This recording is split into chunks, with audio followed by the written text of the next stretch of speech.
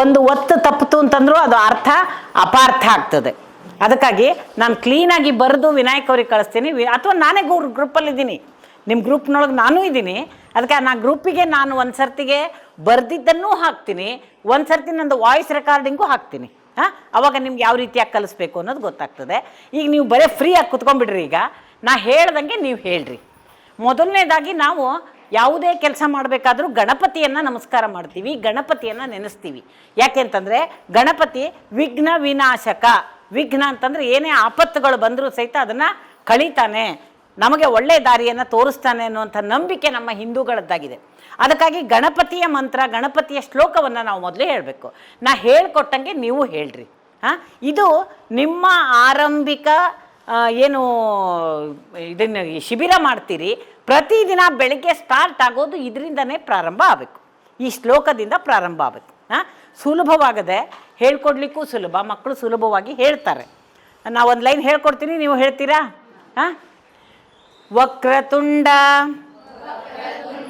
ಮಹಾಕಾಯ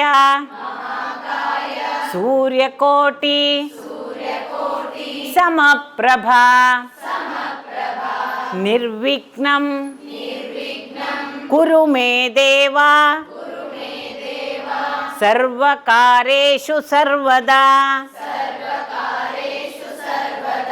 ಇದು ಗಣಪತಿಯ ಮಂತ್ರ, ಗಣಪತಿಯ ಶ್ಲೋಕ. ಎರಡನೇದು ಗಣಪತಿದೆ ಇನ್ನೊಂದಿದೆ. ಯಾಕೆಂದರೆ ಒಂದನ್ನೇ ದಿನ ಹೇಳ್ಕೊಡ್ಲಿಕ್ಕೆ ಹೋದ ಕೂಡಲೇ ಮಕ್ಕಳು ಏನು ಮಾಡ್ತಾರೆ? ಬೇಜಾರು, ಮಕ್ಕಳಿಗೆ ಭಾಳ ಬೇಜಾರು. ಮಕ್ಕಳಿಗೆ ನೀವು ಕೊಡೋದನ್ನೇ ಮತ್ತೊಂದು ರೀತಿ ಒಳಗೆ ಕೊಟ್ಟರೆ ಬೇಗ ಸ್ವೀಕಾರ ಮಾಡ್ಕೋತಾರೆ. ಯಾಕೆಂದರೆ ಯಾವಾಗಲೂ ಹೊಸದನ್ನು ಬಯಸ್ತಾ ಇರ್ತಾರೆ. ಅದಕ್ಕಾಗಿ ಒಂದಿನ ಇದನ್ನು ಹೇಳ್ಕೊಡ್ರಿ, ಇನ್ನೊಂದು ದಿನ ಇನ್ನೊಂದು. ಗಜಾನನಂ ಭೂತಗಣಾದಿ ಸೇವಿತಂ ಪವಿತ್ರಲಂಬೋ ಫಲಸಾರ ಭಕ್ಷಿತಂ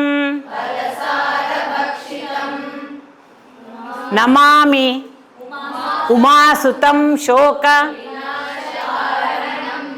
ನಮಾಮಿ ವಿಘ್ನೇಶ್ವರ ಪಾದ ಪಂಕಜಂ. ಬರ್ತದಲ್ಲ ನಿಮಗೆಲ್ಲ? ಇದನ್ನು ಹೇಳ್ಕೊಡ್ಬೇಕು. ಇನ್ನು ನೆಕ್ಸ್ಟ್ ಬರೋದು ಯಾವುದಪ್ಪ ಅಂತಂದರೆ ನಮ್ಮ ದೇವಿ ಯಾರು? ಸರಸ್ವತಿ, ಶಾರದೆ. ಅದಕ್ಕೆ ಆ ಮಂತ್ರನೂ ಒಂದನ್ನು ನಾವು ಹೇಳ್ಕೊಡ್ಬೇಕಾಗ್ತದೆ. ನಮಸ್ತೆ ಶಾರದಾ ದೇವಿ ಶಂಕರ ಪ್ರಾಣವಲ್ಲಭೆ ಜ್ಞಾನ ವೈರಾಗ್ಯ ಸಿದ್ಧ್ಯರ್ಥಂ ವಿದ್ಯಾದಾಯಿಂಚ ದೇಹಿ ಮೇ ವಿದ್ಯಾದಾನಂಚ ದೇಹಿ ಮೇ. ಯಾವುದು 4 ಸಾಲಕ್ಕಿಂತ ಹೆಚ್ಚಿಗೆ ಇಲ್ಲ. ಹೇಳ್ಕೊಡ್ಬೋದಲ್ಲ ಇದು? ಇದೇನೂ ತ್ರಾಸಿಲ್ಲ. ನಾವು ಯಾವುದೇ ಒಂದು ಚಟುವಟಿಕೆಯನ್ನು ನಿರಂತರವಾಗಿ ಮಾಡಬೇಕಾದ್ರೆ ಸ್ವಲ್ಪ ಅದರೊಳಗೆ ಬದಲಾವಣೆ ತರಬೇಕು ಅಂದರೆ ಈ ಶ್ಲೋಕವನ್ನು ನೀವು ಹೇಳ್ಕೊಡ್ತೀರಿ. ಇಂಥದ್ದು ಸಣ್ಣ ಸಣ್ಣ ಶ್ಲೋಕಗಳಿದ್ದಾವೆ. ನಾನು ಇವರಿಗೆ ರೆಕಾರ್ಡ್ ಮಾಡು ಹಾಕ್ತೀನಿ, ಆಮೇಲೆ ಪ್ರಿಂಟೆಡ್ ಮಟೀರಿಯಲ್ಲು ಕೊಡ್ತೀನಿ, ಅವ್ರು ನಿಮ್ಗೆ ಕಳಿಸ್ತಾರೆ. ಇದನ್ನು ನೀವು ಬಳಸಬೇಕು. ನಮ್ಮ ಪ್ರತಿನಿತ್ಯದ ಟೈಮ್ ಟೇಬಲ್ನೊಳಗೆ ಈ ಶ್ಲೋಕಗಳ ಪ್ರಮಾಣ ಒಂದು ಸ್ವಲ್ಪ ಇರಬೇಕು, ಒಂದು 20% ಇರಬೇಕು. ನಾವು ಯಾಕೆ ಇದನ್ನು ಬಳಸಬೇಕು ಅಂದರೆ ನಮ್ಮ ಸಂಸ್ಕೃತಿಯನ್ನು ಮಕ್ಕಳಲ್ಲಿ ಬೆಳೆಸಬೇಕು. ನೀವು ಹೋದ ಸರ್ತಿಗೆ ಯಾರಾದರೂ ದೇವ್ರ ಹುಬ್ಬಳ್ಳಿಗೆ ಬಂದವರಿದ್ದೀರಾ? ಅಥವಾ ಶಿಬಿರಕ್ಕೆ ನಿಮ್ಮ ಮಕ್ಕಳನ್ನು ಕಳಿಸ್ದವರಿದ್ದೀರಿ? ಹೌದಾ? ಆ ಶಿಬಿರ ಆದಮೇಲೆ ಮಕ್ಕಳಲ್ಲಿ ಏನೋ ಒಂದು ಬದಲಾವಣೆಯನ್ನು ನೀವು ನೋಡಿದ್ರೋ ಇಲ್ಲೋ? ನೋಡಿದ್ರಿ ಅಲ್ಲ? ಅಂಥ ಬದಲಾವಣೆಗಳನ್ನು ನಾವು ನಿರೀಕ್ಷೆ ಮಾಡಬೇಕು ಅಂತಂದರೆ ಈ ಶ್ಲೋಕಗಳು ನಮಗೆ ಬಹಳ ಸಹಾಯ ಮಾಡ್ತವೆ. ಶ್ಲೋಕ ಬರೀ ಹೇಳೋದಷ್ಟೇ ಅಲ್ಲ, ಈ ಶ್ಲೋಕ ಹೇಳೋದ್ರಿಂದ ಏಕಾಗ್ರತೆ ಮೂಡ್ತದೆ. ಮಕ್ಕಳದು ಚಂಚಲ ಸ್ವಭಾವ. ಕಣ್ಣು ಮುಚ್ಕೊಂಡು ಕುತ್ಕೊಳ್ರಿ, ಧ್ಯಾನ ಮಾಡೋಣ ಅಂತ ಹಿಂಗೆ ಅಂದ ಕೂಡಲೇ ಯಾರು ಕಣ್ಣು ಮುಚ್ಕೊಂಡು ಕುತ್ಕೊಳ್ಳೋದಿಲ್ಲ. ಅಥವಾ ಕಣ್ಣು ಮುಚ್ಚಿ ನಿಮ್ಮ ಹೆದರಿಕೆಗೆ ಅವ್ರು ಕಣ್ಣು ಮುಚ್ಚಿ ಕುತ್ಕೊಂಡ್ರು ಸಹಿತ ಒಂಚೂರು ನೋಡ್ತಾರೆ ಟೀಚರ್ ಏನು ಮಾಡ್ಲಿಕ್ಕತ್ತಾರೆ ಅಂತ. ಹೌದಾ? ನಾವು ದೊಡ್ಡವರಿಗೆ ಹೌದು ಕರೆಕ್ಟ್ 2 ನಿಮಿಷ ಅಲ್ಲ ಕುತ್ಕೊಬೋಣ ಅಂತ ನಾವು ಕಣ್ಣು ಮುಚ್ಕೊಂಡು ಕೂತಿರ್ತೀವಿ. ಆದರೆ ಮಕ್ಕಳು ಹಂಗೆ ಮಾಡಲ್ಲ. ಯಾಕೆ? ಅವರ ಮನಸ್ಸು ಬಹಳ ಚಂಚಲ. ನಾನೊಂದು 35 ವರ್ಷಗಳ ಕಾಲ ಈ ಟೀಚರ್ ಆಗೇ ಕೆಲಸ ಮಾಡಿದ್ದಕ್ಕೆ ಮಕ್ಕಳ ಸೈಕಾಲಜಿ ಎಲ್ಲ ನಂಗೆ ಗೊತ್ತಿದೆ. ಹಾಗಾಗಿ ನಾವು ಏನು ಮಾಡಬೇಕು, ಅವ್ರನ್ನ ಎಳೆದು ಹಿಡಿಬೇಕು ಅಂತಂದರೆ ಅವರಾಗೆ ಅದರೊಳಗೆ ತೊಡ್ಕೋಬೇಕು. ಅಂದರೆ ಇದರ ಮಹತ್ವ ಏನು ಅಂತ ಅವ್ರಿಗೆ ಗೊತ್ತಾಗಬೇಕು. ಗೊತ್ತಾದಾಗ ಮಾತ್ರ ಅವ್ರು ಏನು ಮಾಡ್ತಾರೆ, ಓ ಟೀಚರ್ ಕಣ್ಣು ಮುಚ್ಚು ಅಂತ ಹೇಳಿದ್ದು ಇದಕ್ಕೆ ಕಣ್ಣು ಮುಚ್ಕೊಂಡಾಗ ನಮ್ಮ ಮುಂದೆ ಏನೋ ಒಂದು ನಾವು ಯಾವ ದೇವರನ್ನ ನೆನಪು ಮಾಡ್ತಾ ಇರ್ತೀವಿ ಆ ದೇವರ ಮೂರ್ತಿ ನಮ್ಮ ಕಣ್ಣೆದುರಿಗೆ ಬರಬೇಕು. ಕಣ್ಣು ಮುಚ್ಕೊಂಡ್ರೆ ಸುಮ್ಮನೆ ಹೆಂಗೆ ಕಣ್ಣು ಮುಚ್ಕೊಂಡು ಕೂತ್ಕೊಳ್ಳೋದು, ಹಿಂಗೆ ನೋಡೋದು ಹಂಗೆ ನೋಡೋದು ಮಾಡೋದಲ್ಲ. ಏಕಾಗ್ರತೆಯಿಂದ ನಾವು ಕೂತ್ಕೋಬೇಕು. ಕಣ್ಣು ಮುಚ್ಕೊಂಡು ಕೂತಾಗ ನಾವು ನೆನಪಿಸಿದಂತಹ, ನಾವು ಯಾರನ್ನು ನಾವು ಆರಾಧಿಸ್ತೀವಿ, ಆ ದೇವರನ್ನು ನೆನೆಸ್ತೀವಿ, ಆ ದೇವರು ನಮ್ಮ ಕಣ್ಣು ಮುಂದೆ ಬರಬೇಕು. ಕಣ್ಣು ಮುಚ್ಚಿದಾಗಲೂ ನಮಗೆ ಕಾಣಬೇಕು. ಆ ರೀತಿಯಾಗಿ ನಾವು ಮಕ್ಕಳನ್ನು ಬದಲಾವಣೆ ಮಾಡಬೇಕು. ಇದು ಏಕಾಗ್ರತೆಯ ಮೊದಲನೇ ಹಂತ. ಏಕಾಗ್ರತೆನೇ ಇಲ್ಲ ಅಂತ ಹೇಳ್ತೀವಿ ನೋಡ್ರಿ. ಮಕ್ಕಳಿಗೆ ಒಂದು ಆಟ ಆಡ್ಲಿಕ್ಕೆ ಒಂದು ಸಾಮಾನು, ಆಟಿಕೆ ಸಾಮಾನು ಕೊಟ್ಟರೆ ಒಂದು 2 ನಿಮಿಷ ಅದು ಕೂಡ ಇದು ಬೇಸರ ಆಯ್ತು ಬಿಟ್ಟು ಹೋಗ್ತಾರೆ. ಮತ್ತೊಂದು ಹೊಸ ಆಟಿಕೆ ಸಾಮಾನು ಬೇಕು ಅಂತ ಕೇಳ್ತಾರೆ. ಅದೇ 1ನೇ ತರಗತಿ ಮಗುವಿಗೆ ಇದನ್ನು ಬರಿ ಅಂತ ಕೊಟ್ಟಾಗ ಒಂದು 4 ಲೈನು ಭಾಳ ಇಂಟ್ರೆಸ್ಟಿಂದ ಬರೀತದೆ. 5ನೇದಕ್ಕೆ ಏನಂತಾನೆ, ಇನ್ನು ಕನ್ನಡ ಬರೀಲಿಕ್ಕೆ ಕೊಟ್ಟರೆ ನಮ್ಮ ನೋಡಿ ಹಿಂಗೆ ಮಾಡ್ತದೆ, ಅಂದರೆ ಕೈ ನೋಯ್ತದೆ, ನೀ ಯಾಕೆ ಬರೀಲಿಕ್ಕೆ ಕೊಟ್ಟಿ ಅಂತ. ಗಣಿತ ಬರಲಿಕ್ಕೆ ಕೊಟ್ಟರೆ ಅದು ಕೂಡಿಸೋ ಕಳಿಯೋ ಲೆಕ್ಕ ಇತ್ತು ಅಂತಂದರೆ ಇಂಟ್ರೆಸ್ಟ್ ಇದ್ದಂಥ ಮಕ್ಕಳಿದ್ರು ಅಂದರೆ ಪೂರ್ತಿಯಾಗಿ ತೊಡ್ಕೋತಾರೆ. ಇಲ್ಲ ಅಂದರೆ ಮತ್ತೆ ಅಲ್ಲೂ ಬರವಣಿಗೆ ಬಂತು ಅಂದರೆ ಮತ್ತೆ ನಮ್ಮನ್ನು ನೋಡಿ ಕೈ ಜಾಡಿಸ್ತಾರೆ. ಅದಕ್ಕಾಗಿ ಮೊದಲನೇದು ಏಕಾಗ್ರತೆಯ ಸ್ಟೆಪ್ ಯಾವುದಪ್ಪ ಅಂತಂದರೆ ಅವರಿಗೆ ಧ್ಯಾನ ಮಾಡಲಿಕ್ಕೆ ಕಲಿಸ್ಬೇಕು. ಒಂದು 2 ನಿಮಿಷನಾದರೂ ಅವ್ರ ಮಕ್ಕಳು ಕಣ್ಣು ಮುಚ್ಚಿ ಧ್ಯಾನ ಮಾಡುವುದನ್ನು ಕಲಿಸ್ಬೇಕು. ಅದಕ್ಕೆ ನೋಡ್ರಿ, ನನಗೆ ಬಹಳ ಹೆಮ್ಮೆ ಅನ್ನಿಸ್ತದೆ. ಯೋಗಕ್ಕೆ ನಮ್ಮ ಅಂತಾರಾಷ್ಟ್ರೀಯ ಮಟ್ಟದೊಳಗೆ ಬೆಲೆ ಇದೆ. ಯೋಗ ಮಾಡೋದ್ರಿಂದ ನಮ್ಮಲ್ಲಿ ಎಷ್ಟು ಬದಲಾವಣೆಗಳಾಗ್ತವೆ, ನಮ್ಮ ಆರೋಗ್ಯವನ್ನು ನಾವು ಹೇಗೆ ಕಾಪಾಡ್ಕೋಬೇಕು ಅಂತ ಅನ್ನೋದು ಯೋಗದಿಂದ ನಮಗೆ ಗೊತ್ತಾಗ್ತಾ ಇದೆ. ಅದಕ್ಕಾಗಿ ನೋಡಿ, ಇತ್ತೀಚೆಗೆ ಅಂತಾರಾಷ್ಟ್ರೀಯ ಯೋಗ ದಿನಾಚರಣೆ ಅಂತ ಜೂನ್ 21ಕ್ಕೆ ಆಚರಣೆ ಮಾಡ್ತೀವಿ. ಪ್ರತಿಯೊಂದು ಸಿಟಿ ಇರ್ಬೋದು, ಹಳ್ಳಿ ಇರ್ಬೋದು, ಎಲ್ಲರೂ ಬೆಳಗ್ಗೆ ಎದ್ದು ಇಲ್ಲ ನಾ ಯೋಗ ಮಾಡ್ತೀನಿ ಅಂತ ಹೇಳ್ತಾರೆ. ಯಾಕೆ ಮಾಡ್ತೀನಿ ಅಂತ ಹೇಳ್ತಾರೆ ಅಂತಂದರೆ ಯೋಗ ಮಾಡೋದ್ರಿಂದ ನಮ್ಮ ಆರೋಗ್ಯವನ್ನು ನಾವು ಸುಧಾರಣೆ ಮಾಡ್ಕೋಬೋದಾಗಿದೆ. ಅದಕ್ಕಾಗಿ ಯೋಗವನ್ನು ಮಾಡ್ತೀವಿ. ಹಾಗಾಗಿ ನಾವು ಮಕ್ಕಳಿಗೂ ಸಹಿತ ದೊಡ್ಡ ಯೋಗಾಸನ ಹಾಕೋದು ಬೇಕಾಗಿಲ್ಲ. ಧ್ಯಾನ ಮಾಡೋದು, ಆಮೇಲೆ ಏಕಾಗ್ರತೆ ಹೆಚ್ಚಾಗುವಂತಹ ಕೆಲವೊಂದು ಚಟುವಟಿಕೆಗಳನ್ನ ನಾವು ಮಕ್ಕಳಿಗೆ ಮಾಡಿಸ್ಬೇಕು. ಇದಾದ ಮೇಲೆ ನಾವು ಸಾಮಾಜಿಕವಾಗಿ ಮಕ್ಕಳನ್ನು ನೋಡಬೇಕು. ಏನು ಸಾಮಾಜಿಕವಾಗಿ ಅಂತಂದರೆ ಕೆಲವು ಸಣ್ಣ ಸಣ್ಣ ಹಾಡುಗಳನ್ನ ಹೇಳ್ಕೊಡ್ಬೇಕು. ಸುಮ್ಮನೆ ನಾವು ಹೇಳ್ಕೊಟ್ವಿ, ಮಕ್ಕಳು ಹೇಳಿದರು ಕೇಳಿದರು ಅಲ್ಲ, ಅವ್ರು ಸಂಪೂರ್ಣವಾಗಿ ಅದರೊಳಗೆ ತೊಡ್ಕೋಬೇಕು, ಖುಷಿ ಆಗಬೇಕು, ನಗಬೇಕು, ಆಟ ಆಡಬೇಕು. ಅದರಿಂದ ಅವರಿಗೆ ಅಂತ ಅದನ್ನೇ ಮತ್ತೆ ಗುನುಗುಣಿಸೋಂಗಾಗಬೇಕು. ಅಂತಹ ಹಾಡುಗಳನ್ನು ನಾವು ಹೇಳ್ಕೊಡ್ಬೇಕು. ಸಣ್ಣ ಸಣ್ಣ ಹಾಡುಗಳಿದ್ದಾವೆ. ಬಹುಶಃ ಹೋದ ಸಾರಿ ನಿಮಗೆ ಕಣ್ವಿ ಸರ್ ಹೇಳ್ಕೊಟ್ಟಿರ್ಬೋದು, ಅಥವಾ ನೀವು ಕೇಳಿರ್ಬೋದು, ಅಥವಾ ನೀವೇ ಸಣ್ಣವರಿದ್ದಾಗ ಶಾಲೆ ಒಳಗೂ ಸಹಿತ ಈ ಹಾಡುಗಳನ್ನು ಕೇಳಿರ್ಬೋದು. ಅದು ಹಾಡು ಹೇಳ್ಕೊಡ್ತೀನಿ ನಿಮಗೆ. ಆಮೇಲೆ ಕ್ರಾಫ್ಟ್ ಚಟುವಟಿಕೆಯನ್ನು ಮಾಡೋಣ.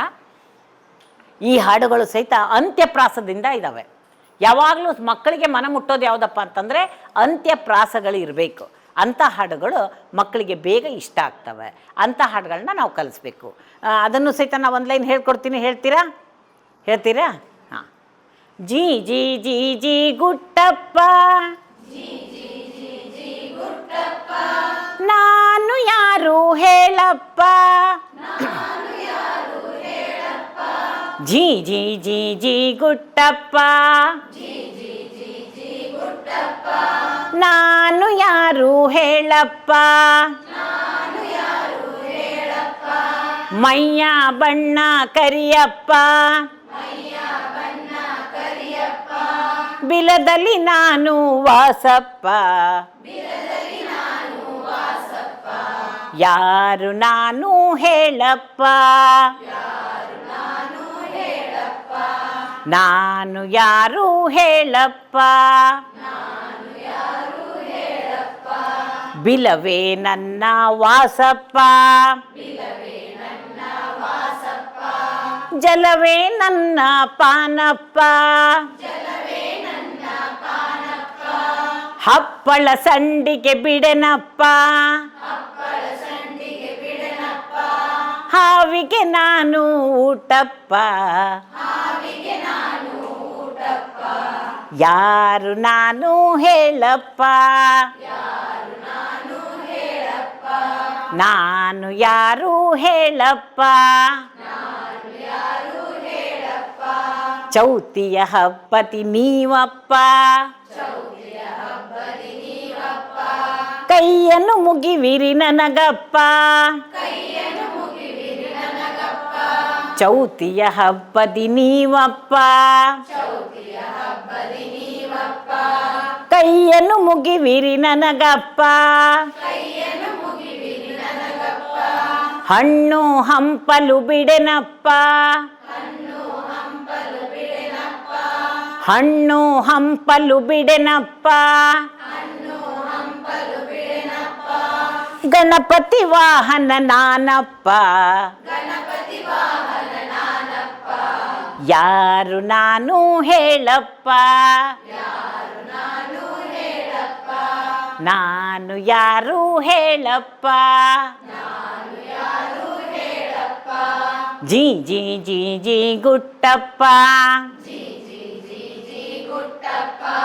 ನಾನು ಯಾರು ಹೇಳಪ್ಪ, ಹಣ್ಣು ಹಂಪಲು ಬಿಡೆನಪ್ಪ, ಹಾವಿಗೆ ನಾನು ಊಟಪ್ಪ, ಯಾರು ನಾನು ಹೇಳಪ್ಪ, ನಾನು ಯಾರು ಹೇಳಪ್ಪ. ನಾನು ಯಾರಂತ ಗೊತ್ತಾತ ಈಗ? ಯಾರು? ಇಲಿ. ಹೌದಾ? ನಾವು ಹೇಳ್ತಾ ಹೇಳ್ತಾ ಇರ್ಬೇಕಾದ್ರೆ ಮಕ್ಕಳಿಗೆ ಗೊತ್ತಾಗ್ತದೆ. ನಾನು ಅದಕ್ಕೆ ನೋಡ್ತಾ ಇದ್ದೆ, ಅಲ್ಲಿಬ್ಬರು ಮಾತಾಡ್ತಾ ಇದ್ರು ಇಲಿ ಇರ್ಬೇಕಲ್ಲ ಅಂಥೇಳಿ. ಚೌತಿ ಹಬ್ಬ ಅಂದ್ಕೊಳ್ಳಿ ಇಲ್ಲೂ ಒಂದಿಬ್ಬರು ಇಲ್ಲಿ ಅಂತ ಹೇಳ್ತಾ ಇದ್ರು. ಅಂದರೆ ನಾವು ಹೇಳೋದು ಕ್ಲೂ ಕೊಡ್ತಾ ಹೋಗಬೇಕು ಮಕ್ಕಳಿಗೆ. ಇದೇನು ಕಷ್ಟದ್ದಲ್ಲ, ಹಾಡು ಹೇಳ್ಬೋದಲ್ಲ, ಎಲ್ಲರೂ ಹೇಳ್ಬೋದಲ್ಲ. ಹಾಂ, ಇಂಥ ಹಾಡುಗಳನ್ನು ಮಕ್ಕಳನ್ನು ಒಂದು ವೃತ್ತಾಕಾರವಾಗಿ ನಿಲ್ಲಿಸಿ, ಇದನ್ನೇ ನಾವು ಒಂದು ಸಾರಿ ಹೇಳಿಕೊಟ್ಟೆ, ನೀವು ಒಂದೊಂದು ಲೈನನ್ನು ಎರಡೆರಡು ಸಾರಿ ಹೇಳಬೇಕು. ಒಂದು ಲೈನನ್ನು ಎರಡೆರಡು ಸಾರಿ ಹೇಳಿದಾಗ ಮಕ್ಕಳು ಏನು ಮಾಡ್ತಾರೆ? ಖುಷಿಯಿಂದ ಭಾಗವಹಿಸ್ತಾರೆ. ಗೊತ್ತಾಯ್ತು? ಖುಷಿಯಿಂದ ಭಾಗವಹಿಸ್ತಾರೆ. ಅದಕ್ಕಾಗಿ ಮಕ್ಕಳ ಪಾರ್ಟಿಸಿಪೇಷನ್ ಭಾಳ ಮುಖ್ಯ. ನಾವು ಮತ್ತು ಇದನ್ನೇ ಮತ್ತೆ ಮತ್ತೆ ಹೇಳಿದರೆ ಬೋರ್ ಆಗಿಬಿಡ್ತದೆ ಮಕ್ಕಳಿಗೆ. ಒಂದು ಇದಿರಬೇಕು, ಒಂದು ಕ್ರಾಫ್ಟ್ ಇರಬೇಕು, ಹೀಗೆ ಬೇರೆ ಬೇರೆ ಚಟುವಟಿಕೆಗಳನ್ನು ನಾವು ಇದರೊಳಗೆ ಮಾಡಿಸ್ಬೇಕು. ಅದರೊಳಗೆ ನಾವು ಮಕ್ಕಳಿಗೆ ಗೊತ್ತಿಲ್ಲದ ರೀತಿ ಒಳಗೆ ಏನು ಮಾಡಬೇಕು? ಹೊಸದನ್ನು, ಏನೋ ಒಂದು ನೀತಿಯನ್ನು, ಏನೋ ಒಂದು ನಾವು ಉದ್ದೇಶ ಏನು ಇಟ್ಕೊಂಡಿರ್ತೀವಿ ಅದು ಈಡೇರಿಸುವಂತೆ ನಾವಿಲ್ಲಿ ಚಟುವಟಿಕೆಗಳನ್ನ ಮಾಡಿಸ್ಬೇಕಾಗ್ತದೆ. ಇನ್ನು ಕತೆ ಹೇಳಬೇಕು. ಕತೆಯನ್ನು ಯಾವ ರೀತಿ ಹೇಳಬೇಕು? ಕತೆ ಹೇಳಿದರೆ ಹೆಂಗಿರಬೇಕು ಅಂತಂದರೆ, ಹಾಂ ಮುಂದೇನಪ್ಪ, ಹಾಂ ಮುಂದೇನಪ್ಪ ಅಂತ ಕುತೂಹಲ ಕೆರಳಿಸುವಂಥ ಕತೆಗಳು ಇರಬೇಕು. ನಾನು ನಮ್ಮ ಡಿಪಾರ್ಟ್ಮೆಂಟಿಗೆ ಒಂದು 75 ಕತೆಗಳನ್ನ ಬರ್ಕೊಟ್ಟೆ. ಆ ಕತೆ ಒಳಗೆ ಬಹಳ ಎಲ್ಲರಿಗೂ ಮೆಚ್ಚುಗೆ ಆದಂತಹ ಒಂದು ಕಥೆಯನ್ನು ನಿಮ್ಮ ಜೊತೆಗೆ ಶೇರ್ ಮಾಡ್ಕೋತೀನಿ. ಈಗ ನೀವು ಅದೇ ಕಥೆಯನ್ನು ಹೇಳಬಹುದು. ಹಾಂ,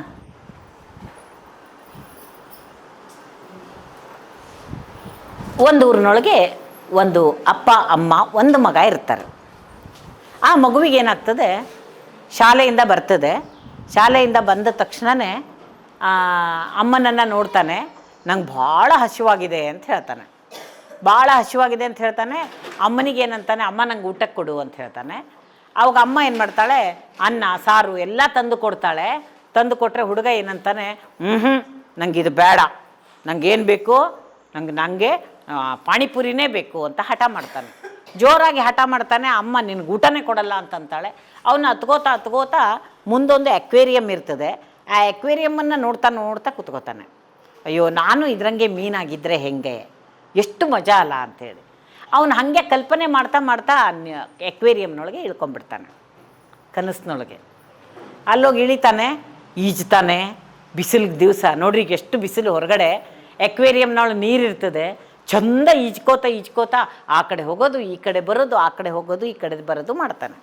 ಎಷ್ಟು ಹೊತ್ತುವರೆಗೂ ಮಾಡ್ತಾನೆ? ಸುಮಾರು ಹೊತ್ತುವರೆಗೂ ಮಾಡ್ತಾನೆ. ಆ ಕಡೆ ಹೋಗೋದು, ಈ ಕಡೆ ಬರೋದು ಅವನಿಗೆ ಮಜಾ ಅನ್ನಿಸ್ತದೆ. ಅದ್ರ ಜೊತೆಗೆ ಆ ಕೇಸರಿ ಬಣ್ಣದ ಮೀನು ಅವನಕ್ಕಿಂತ ಮುಂದೆ ಈಜ್ತಾ ಹೋಗ್ತಾ ಇರ್ತದೆ. ಇವನು ಅದಕ್ಕಿಂತ ಮುಂದೆ ನಾ ಹೋಗಬೇಕು ಅಂತ ಈಜ್ತಾ ಮುಂದೆ ಹೋಗ್ತಾ ಇರ್ತಾನೆ. ಒಂದು ಸ್ವಲ್ಪ ಹೊತ್ತಾಗ್ತದೆ. ಅಮ್ಮ ಬಂದು ಆ ಕೇಸರಿ ಮೀನುಗಳಿಗೆ ಆಹಾರ ಹಾಕ್ತಾಳೆ. ಆಹಾರ ಹಾಕಿದ್ಕೊಳ್ಳೆ ಆ ಮೀನುಗಳು ಏನು ಮಾಡ್ತವೆ, ಈ ಕಡೆಯಿಂದ ಬರೋದು ಕೇಸರಿ ಮೀನು ಮೇಲೆ ಹೋಗಿ ಹಿಂಗೆ ಹಿಡ್ಕೋತಿರ್ತದೆ ಆಹಾರನ. ಅಷ್ಟು ಹೊಟ್ಟೆ ಹಸಿವಾಗಿರ್ತದೆ. ಇವನಿಗೆ ಹಸಿವೇ ಆಗಲ್ಲ. ಯಾಕೆಂದರೆ ಅಮ್ಮ ಹೋಮ್ವರ್ಕ್ ಮಾಡು ಅಂತ ಹೇಳೋ ಗಲಾಟೆ ಇಲ್ಲ, ಶಾಲೆಗೆ ಹೋಗು ಅನ್ನೋಂಥ ಗಡಿಬಿಡಿ ಇಲ್ಲ. ಅಣ್ಣ ಏನು ಮಾಡ್ತಾ ಇದೆಯೋ, ನನ್ನ ಪುಸ್ತಕ ಮುಟ್ಟಿಯೇನೋ ಅಂತ ಬೈಯೋಂಗಿಲ್ಲ. ಯಾರಿಗೂ ಗೊತ್ತೇ ಇಲ್ಲ. ನಾ ಆರಾಮಾಗಿ ನೀರಿನೊಳಗೆ ಇಲ್ಲಿಂದ ಅಲ್ಲಿ ಓಡಾಡ್ತಾ ಇರ್ಬೋದಲ್ಲ ಅಂತ ಈಜ್ಕೋತಾ ಇರ್ತಾನೆ.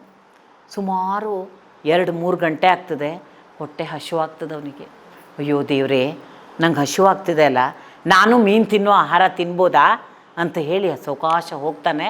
ಮೀನು ಹೆಂಗೆ ಬಾಯಿ ಮಾಡಿತ್ತು ಅದೇ ರೀತಿ ಬಾಯಿ ಮಾಡಿ ಆಹಾರ ತಕ್ಕೊಳ್ಳಿಕ್ಕೆ ಅಂತ ಹೋಗ್ತಾನೆ. ಅದು ಒಂದು ಚೂರು ಬಾಯೊಳಗೆ ಬೀಳ್ತದೆ, ವಾಸನೆ ಅದು ಮೀನು ಒಂಥರ ಕೆಟ್ಟ ವಾಸನೆ. ಅಯ್ಯೋ ಇದನ್ನು ತಿನ್ಬೇಕಾ ನಾನು, ಬೇಡ ನಂಗಿದು, ನಂಗೆ ಪಾನಿಪುರಿನೇ ಬೇಕು, ಅದೇ ಚೆನ್ನಾಗಿರ್ತದೆ, ಇದು ಬೇಡ, ಪೂ ಅಂತ ಉಗುಳ್ಬಿಡ್ತಾನೆ. ಮತ್ತೆ ಹೋಗ್ತಾನೆ, ಈ ಕಡೆ ಬರ್ತಾನೆ, ಮತ್ತು ಖುಷಿ ಆಗ್ತದೆ. ಸಂಜೆ ಆಗ್ತದೆ, ಸಂಜೆ ಆದ ಕೂಡಲೇ ಅಯ್ಯೋ ಟಿ ವಿ ನೋಡಬೇಕಲ್ಲ, ನಾ ಈಗ ಧಾರಾವಾಹಿ ಬರ್ತದೆ, ನಾನು ನೋಡಬೇಕು ಅಂಥೇಳಿ ಮೂಲೆಗೆ ಬರ್ತಾನೆ. ಮೂಲೆಗೆ ಬಂದು ಬಗ್ಗಿ ನೋಡ್ತಾನೆ, ಟಿ ವಿ ಕಾಣ್ತದ ಅಂತ. ಇದೇನಾಗಿದೆ, ಟಿ ವಿ ಪಕ್ಕನೇ ಅಕ್ವೇರಿಯಂ ಇರೋದಕ್ಕೆ ಎಷ್ಟು ಬಗ್ಗಿದ್ರೂ ಟಿ ವಿ ಕಾಣೋದೇ ಇಲ್ಲ. ಎಷ್ಟು ಈ ಕಡೆ ಹೋಗಿ ನೋಡ್ತಾನೆ, ಆ ಕಡೆ ಹೋಗಿ ನೋಡ್ತಾನೆ, ಎಲ್ಲಿ ಹೋಗಿ ನೋಡಿದರೂ ಸಹಿತ ಇದು ಟಿ ವಿ ಕಾಣೋದೇ ಇಲ್ಲ. ಅವಾಗ ಅವನಂತಾನೆ, ಅಯ್ಯೋ ನನ್ನ ಟಿ ವಿನೇ ಕಾಣಲ್ಲಲ್ಲ, ನಾ ಎಲ್ಲಿ ಅಂತ ಬಗ್ಬೇಕು, ಎಷ್ಟಂತ ಬಗ್ಬೇಕು, ಹೆಂಗೆ ಮಾಡೋದು ಅಂತ. ಮತ್ತೆ ಬರ್ತಾನೆ ನೀರೊಳಗೆ, ಈ ಕಡೆಯಿಂದ ಆ ಕಡೆ ಈ ಕಡೆ ಹೋಗ್ತಾನೆ. ರಾತ್ರಿ ಆಗ್ತದೆ, ಮಲ್ಕೋಬೇಕಾಗಿದೆ. ಆವಾಗ ಇವನಿಗೆ ಚಳಿ ಶುರುವಾಗ್ತದೆ. ಅವನಿಗೆ ಯಾವಾಗಲೂ ಒಂದು ಚಾದ್ರ ಹೊದ್ಕೊಂಡ್ರಷ್ಟೇ ನಿದ್ದೆ ಬರ್ತಾ ಇರ್ತದೆ. ಆ ನೀರೊಳಗೆ ಚಾದ್ರ ಹೊದ್ಕೊಂಡ್ರೆ ಹೆಂಗೆ ನಿದ್ದೆ ಬರಬೇಕು? ಚಾದ್ರ ಎಲ್ಲಿದೆ? ಚಾದ್ರ ತರಲಿಕ್ಕೆ ನಾ ಮೇಲೆ ಹೋಗ್ಬೇಕಲ್ಲ. ಹೊರಗೋದ್ರೆ ಅಮ್ಮ ನನ್ನ ನೋಡ್ತಾಳಲ್ಲ, ಮತ್ತೆ ನನಗೆ ಊಟ ಮಾಡು ಅಂತಾಳೆ, ಮತ್ತೆ ಶಾಲೆಗೆ ಹೋಗು ಅಂತಾಳೆ, ಮತ್ತೆ ಹೋಮ್ವರ್ಕ್ ಮಾಡು ಅಂತಾಳೆ. ಅದಕ್ಕೆ ಏನು ಮಾಡೋದು ನಾನೀಗ? ನಾನಾದರೂ ಮಲ್ಕೋಬೇಕು, ನಂಗೆ ನಿದ್ದೆ ಬಂತಲ್ಲ. ನನಗೆ ಅದೇ ಚಾದ್ರ ಇದ್ರಷ್ಟೇ ನಿದ್ದೆ ಬರ್ತದೆ, ಇಲ್ಲಾಂದರೆ ಬರೋದಿಲ್ಲ. ಏನು ಮಾಡೋದು ಅಂಥೇಳಿ, ಅಯ್ಯೋ ಚಳಿ ಅಮ್ಮ ಅಂತ ಕೂಗ್ತಾನೆ. ಆವಾಗ ಅಮ್ಮನ ನೆನಪಾಗ್ತದೆ. ಯಾಕೆಂದರೆ ಬೆಳಗ್ಗೆಯಿಂದ ಹೊಟ್ಟೆಗೆ ಏನೂ ಇಲ್ಲ. ಆವಾಗ ಅಮ್ಮ ಏನಾದರೂ ಕೊಡಲಿ, ಏನಾದರೂ ತಿನ್ನಬೇಕು ಅಂತ ಆಸೆ ಆಗ್ತದೆ. ಆವಾಗ ಅಮ್ಮ ನಂಗೆ ಚಾದ್ರ ಕೊಡಮ್ಮ, ಅಮ್ಮ ನಂಗೆ ಇನ್ನೇನು ಕೊಟ್ಟರು ನಾ ತಿಂತೀನಮ್ಮ ಅಂತ ಜೋರಾಗಿ ಕೂಗ್ಲಿಕ್ಕೆ ಶುರು ಮಾಡ್ತಾನೆ. ಜೋರಾಗಿ ಕೂಗ್ತಾ ಇರಬೇಕಾದ್ರೆ ತಾಯಿ ಬರ್ತಾಳೆ. ಏನಪ್ಪ ಇದು ಇಷ್ಟೊಂದು ಕೂಗ್ತಾ ಇದ್ದಾನೆ ಅಂತ. ಕಡೆಗೆ ತಾಯಿ ಕೇಳ್ತಾಳೆ, ಯಾಕೋ ಅಂತ ಮಲ್ಕೊಂಡಿರ್ತಾನೆ ಅವನು. ಎಬ್ಬಿಸ್ತಾಳೆ, ಯಾಕೋ ಚೀರ್ತಾ ಇದೀಯಾ ಅಂತ. ಅಮ್ಮ ನಾ ಇನ್ನೆಂದೂ ಎಕ್ವೇರಿಯಂನೊಳಗೆ ಹೋಗಲ್ಲಮ್ಮ, ನೀ ಏನು ಕೊಡ್ತೀವೋ ಅದನ್ನು ನಾ ತಿಂತೀನಮ್ಮ ಅಂತಂತಾನೆ. ಅವಾಗ ಅಂದರೆ ಅವನು ಮಲಗಿದಾಗ ಕನಸಿನೊಳಗೆ ಇಷ್ಟೆಲ್ಲ ಆಗಿಬಿಟ್ಟಿರ್ತದೆ. ಅದಕ್ಕಾಗಿ ಅವನಿಗೂ ಅನ್ನಿಸ್ತದೆ, ಹೌದಲ್ಲ ನಾನು ಅಮ್ಮ ಕೊಟ್ಟಿದ್ದನ್ನು ತಿನ್ನಬೇಕಿತ್ತು, ತಿನ್ನಲಿಲ್ಲ ಅಂದರೆ ಹೊಟ್ಟೆನೂ ಹಸಿವಾಗ್ತದೆ. ಒಂದು ನಿಮಿಷಕ್ಕಾಗಿ ಆ ನೀರಿನೊಳಗೆ ಓಡಾಡೋದೇ ಚಂದ ಅಂತ ತಿಳ್ಕೊಂಡಿರ್ತಾನೆ. ಅದು ಎಷ್ಟು ಕಷ್ಟ, ಸಂಜೆವರೆಗೂ ಅಲ್ಲಿರೋದು ಎಷ್ಟು ಕಷ್ಟ. ನನ್ನ ಎಲ್ಲವನ್ನೂ ತ್ಯಜಿಸ್ಬೇಕಲ್ಲ. ಆಟ ಆಡಲಿಕ್ಕೆ ಗೆಳೆಯರು ಬಂದು ನಿಂತಿರ್ತಾರೆ, ಅವ್ರ ಜೊತೆ ಆಟ ಆಡ್ಲಿಕ್ಕೆ ಹೋಗ್ಲಿಕ್ಕಾಗಲ್ಲ. ಬಗ್ಗಿ ನೋಡಿದರೂ ಟಿ ವಿ ಕಾಣಲ್ಲ. ಅದಕ್ಕೆ ನಾನಾಗಿಯೇ ಇದ್ದರೆ ಚಂದ, ಅಮ್ಮ ಕೊಟ್ಟಿದ್ದು ಊಟ ಮಾಡಬೇಕು ಅಂತ ಅವನಿಗೆ ಜ್ಞಾನೋದಯ ಆಗ್ತದೆ. ಅಂದರೆ ಈಗಿನ ಮಕ್ಕಳಿಗೆ ಏನಾಗಿದೆ ಅಂದರೆ, ತಾಯಿ ಏನೇ ಕೊಡಲಿ ಅದು ಇಷ್ಟ ಆಗಲ್ಲ. ನೀವು ನೋಡ್ರಿ, ಬೇಕಾದ್ರೆ ನೀವು ಸಹಿತ ಸಣ್ಣವ್ರು ಇರಬೇಕಾದ್ರೆ, ಈ ಡ್ರೆಸ್ ನಿಂಗೆ ಭಾಳ ಚಂದ ಕಾಣ್ತದೆ ಅಂದರೆ, ಇದು ಚಂದ ಕಾಣ್ತದೆ, ಇದಿಲ್ಲ, ಅದನ್ನು ತೆಗೆಯೋದು, ಬೇರೆ ಒಂದು ಹಾಕ್ಕೊಂಡು ಹೋಗೋದು. ಮನೆಯವ್ರು ಹೇಳಿದ್ದು ಯಾವುದೂ ನಮ್ಗೆ ಇಷ್ಟ ಆಗಲ್ಲ. ಅದು ಯಾಕೋ ಏನೋ ಅದಕ್ಕೆ ಅಂತೀವಿ, ಹದಿಹರಿಯದ ಹುಡುಗರಿಗೆ ಅವರ ಆಲೋಚನೆಗಳೇ ಬೇರೆ. ಭಾಳ ಕರ್ಲಿ ಹೇರ್ ಇತ್ತು ಅಂತಂದರೆ ಗುಂಗ್ರು ಕೂದಲು ಬೇಕು ಅಂತ ಆಸೆ ಆಗ್ತದೆ.